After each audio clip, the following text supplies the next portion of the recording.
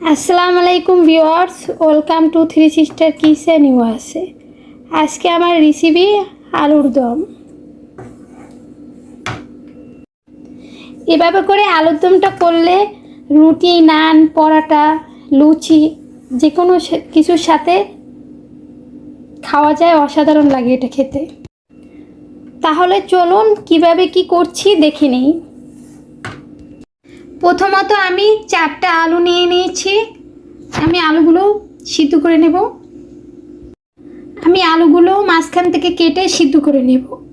এখানে আমি লাল আলু নিয়েছি, আপনারা চাইলে যে কোনো ধরনের আলু নিতে পারে, এটা অপশনাল।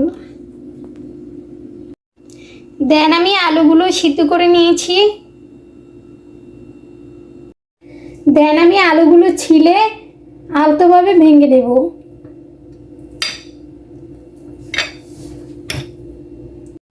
এভাবে করে আমি সবগুলো আলু ভেঙে দেব। আমি এভাবে করে সবগুলো আলু ভেঙে নিয়েছি। আলুর দম বসানোর জন্য আমি চুলাতে একটা পাতিল বসিয়ে দিয়ে দিচ্ছি পরিমাণ মতো তেল।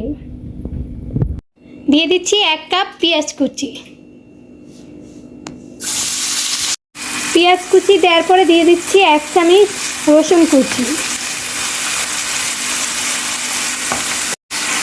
আমি পেঁয়াজ আর রসুন ব্রাউন কালার করে ভেজে নেব। দেন আমি পেঁয়াজটা ব্রাউন করে ভেজে নেওয়ার পরে দিয়ে দিচ্ছি 1/2 চামচ জিরের গুঁড়ি। আমি অ্যাড করে দিচ্ছি 1/2 চামচ আদা পেস্ট। আমি অ্যাড করে দিচ্ছি 1/2 চামচ হলুদের গুঁড়ো। এখন আমি অ্যাড করে দিচ্ছি অল্প পরিমাণে মরিচের গুঁড়ো। অল্প পরিমাণে বলতে 1 চিমটি পরিমাণ। এখন আমি সব কিছু একত্রে 1 থেকে 2 মিনিটের মতো ভেজে নেব। দিয়ে দিচ্ছি পরিমাণ মতো লবণ।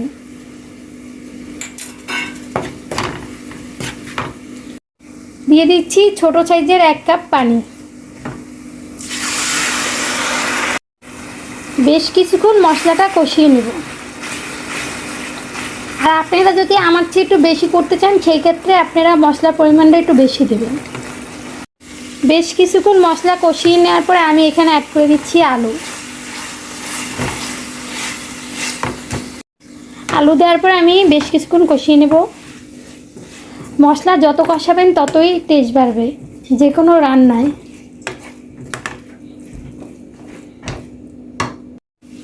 বেশ কিছুক্ষণ কষিয়ে নেওয়ার পর দিয়ে দিচ্ছি 2টা এলাচ, 1টা তেজপাতা দিয়ে আমি বেশ কিছুক্ষণ আবারও কষিয়ে নেব।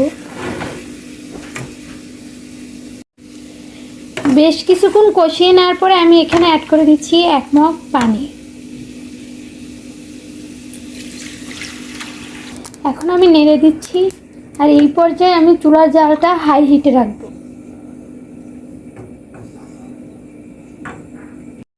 আলুর দমে আমার বলক এসেছে। এখন আমি দিয়ে দিচ্ছি 2টা শুকনো মরিচ।